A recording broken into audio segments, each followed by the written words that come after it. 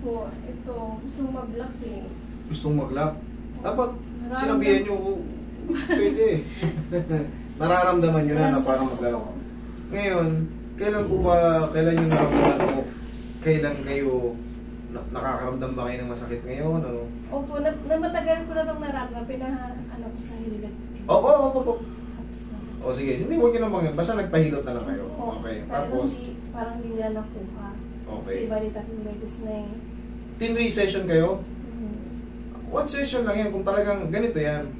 Sa jaw alignment, isang session lang po yan.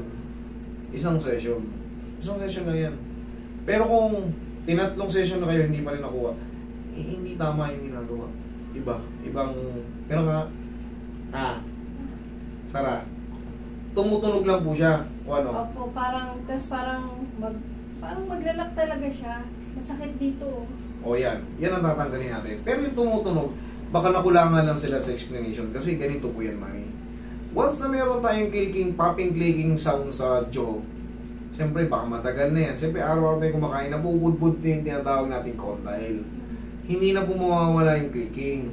Pero kailangan, yung nangangawit dito at masakit dito, iyan ang kailangan mawala. Iyan ang kailangan. Para pag kumakain tayo, walang masakit.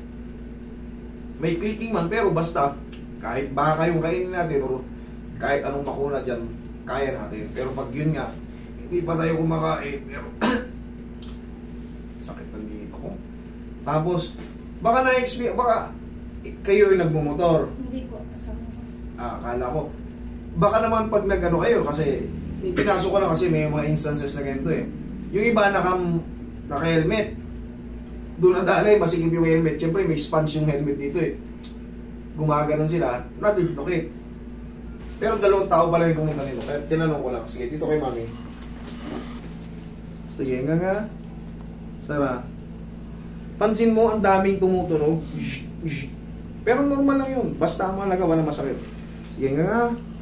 Dahan-dahan, Sara. Sara. Okay. Hanggang diretso ulit. Dahan-dahan, Sara. Okay. Relax lang. Ma'am, yung ano nyo po, malamang kulang kayo sa explanation nun eh. Ang nangyayari, pansin mo, pag tinutulak, pag gumaganga ka, hindi siya basta-basta popping clicking. Hindi, ang tunog na sa inyo, yung parang sumayad na alam nyo yung parang buhangin na may naglagay kayo ng buhangin sa liha, tapos itinulak nyo yung gano'n. Gano'n yung tunog, hindi siya.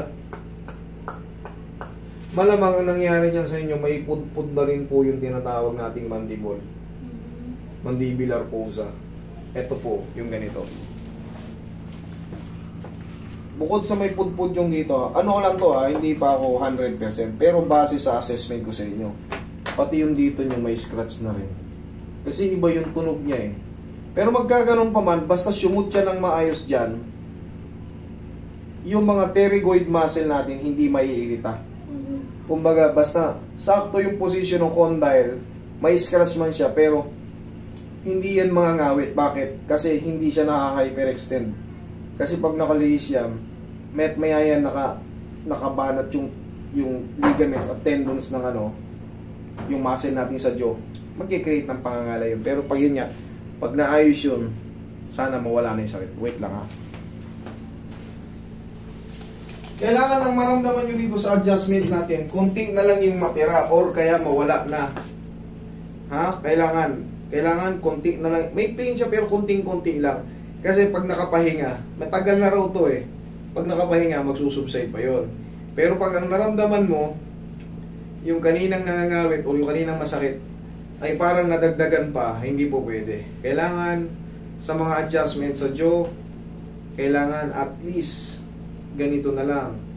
Kumbaga mahinang-mahina, mas kayang-kaya na. Tapos, antay lang tayo ng mga ilang araw, dire-diretso na yan. Pero pag yun nga, sumakit lalo, ay hindi papayag. Babaguhin ko pa to.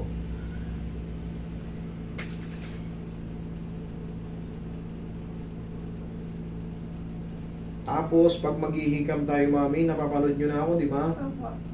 Tandaan nyo sa paghihikam, kailangan ganito. Kasi nga, di ba? Yan. Kahit malaki siya, sige. Yan. Kahit i-extend nyo pa, basta palagi lang nakaano. Ikaw, gano'n ka.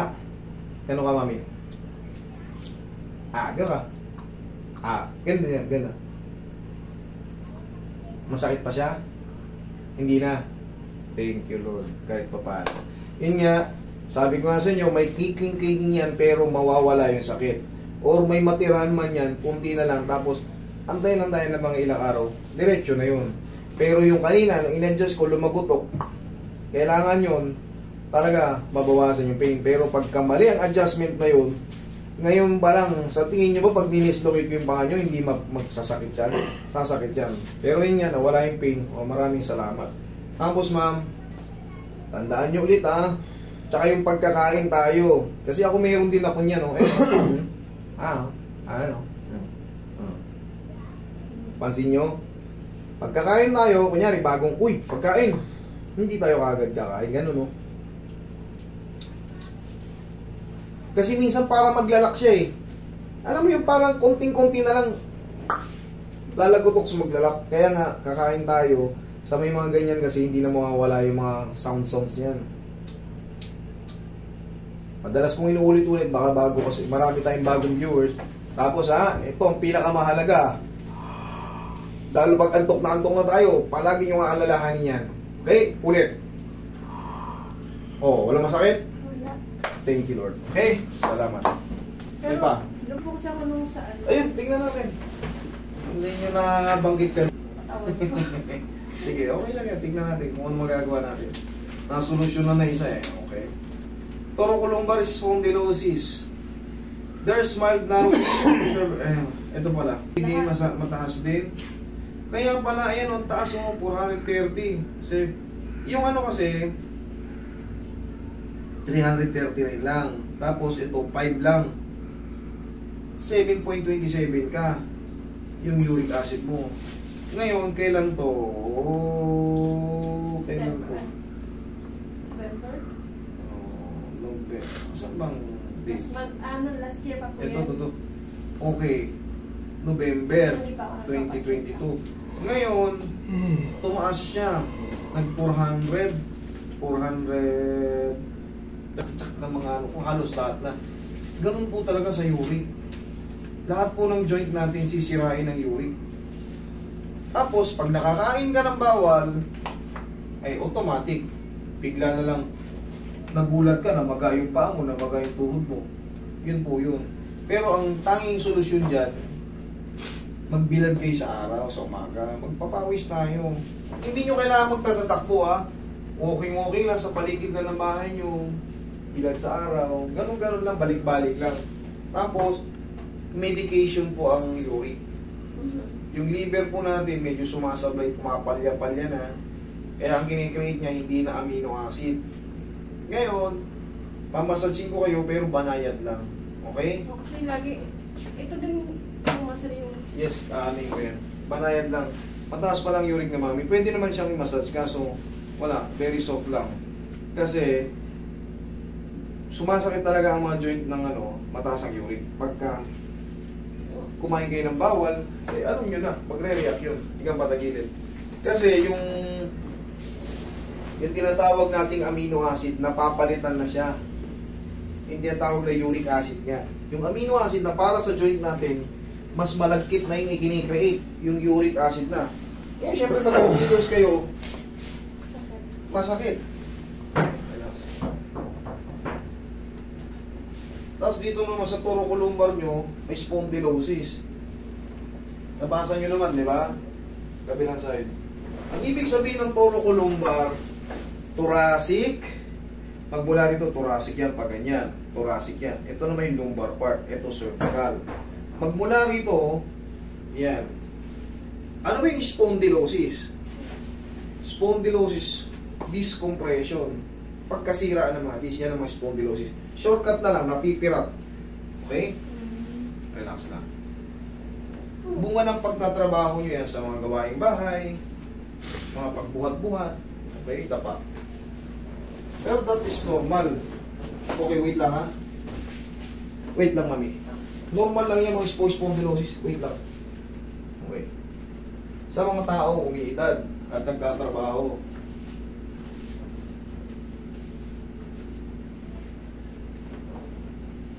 Pero mas maganda na yung spondylosis kaysa sa spondylolisthesis. Mami, magkakakain kayo ng cucumber. Kumakain kayo nun? Opo. Ayan, para mawala yung cucumber, celery, green apple, carrots. I-blender niyo yan, ha? Para mawala yung uric nyo. Tapos papawis. Relax lang. Relax lang. Sige lang, yan yun ang tumunog. Relax lang. Okay na kayo? Opo. Okay.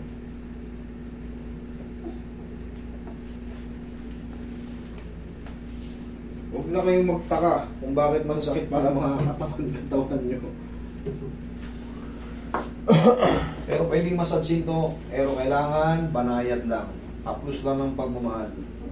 Medium type lang. Uric, kalaban natin. 5.20 lang yung nakalagay ng maximum.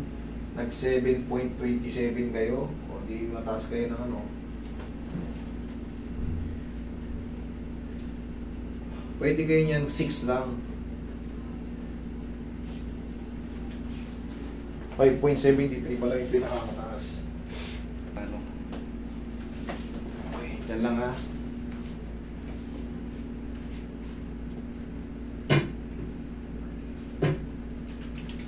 Okay lang kayo dyan, nakakahinga kayo mayos. Sige.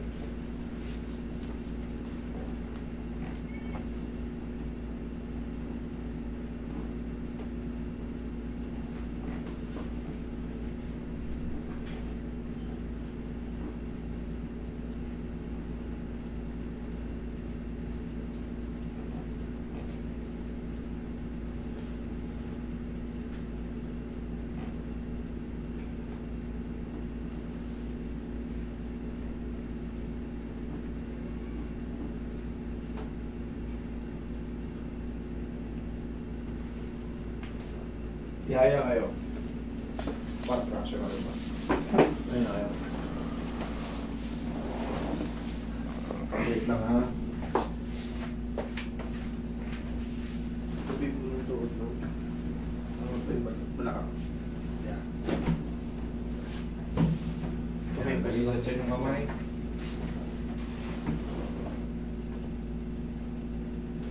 Relax na. Inhale.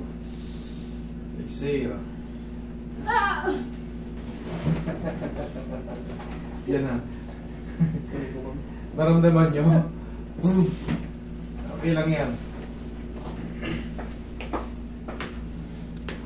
Okay, dyan lang muna. Tapos, mamasasing ko pa yung mga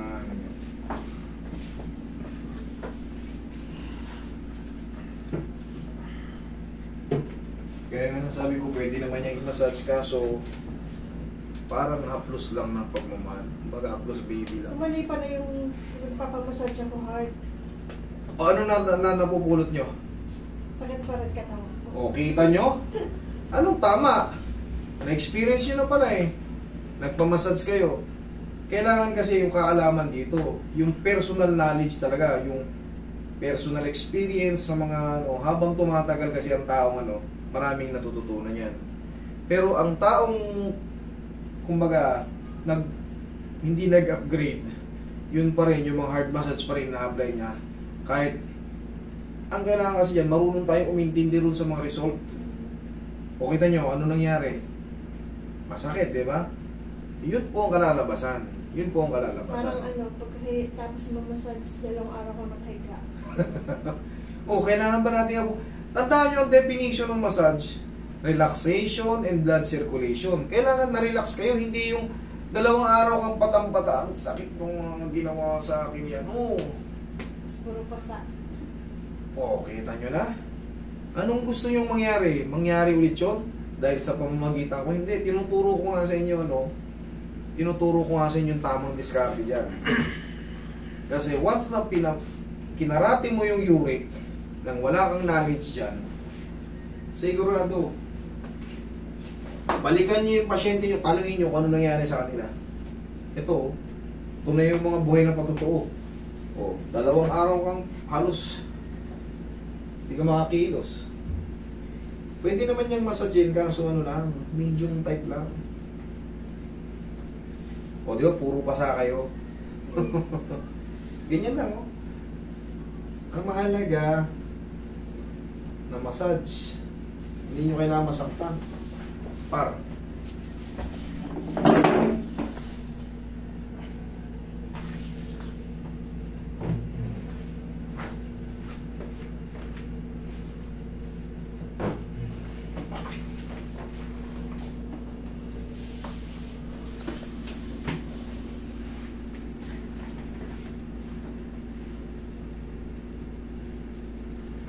Sige, upo kayo. Obserbahan nyo yung katawan nyo ngayon kung ano mas maganda. Yung massage doon o yung massage dito. Di baling hindi nyo ma-perfect yung pagmamassage. Ang mahalaga, hindi kayo nakadagdag perwisyo. Sa mga bago, yung mga, o sabihin natin yung luma, na yun pa rin ang technique. Hindi nakakatulong. Tanungin nyo yung pasyente nyo after. Okay? Kasi marami nang pumunta sa akin ng ganito, ma'am, kagaya mo eh. Pasa-pasa. Parang lagi kang galing ka na sa sakit. Wala. Hindi makakatulong yun. Lalo lang mapiperwisyo yung may katawan nung nagpahilot. Kailangan malaman nyo rin yan, yung mga matataas ng uric. Huwag yung pakadurugin. Lakad nga kayo. Tapos sa bahay, ganito ha. Sige, lakad muna kayo. O, obserbahan nyo. Ano mas maganda? Luwag, no? O, yan ang tama. Hindi yung lalabas kayo. Ano ginawa mo sa akin? Pagpasok ko talaga, masakit talaga yung mga tuhod ko. O, ngayon. Ang gaan, di ba? O, tapos dito sa toro lumbar. O, ganyan. Sige. Sige, okay lang. Sige. Yun, kabila. Yan, okay. Ganyan ha. 1, 2. Kailangan balance. 1, 2. Okay? Okay, mas pagana ka tayo. Salamat, third. Okay, thank you.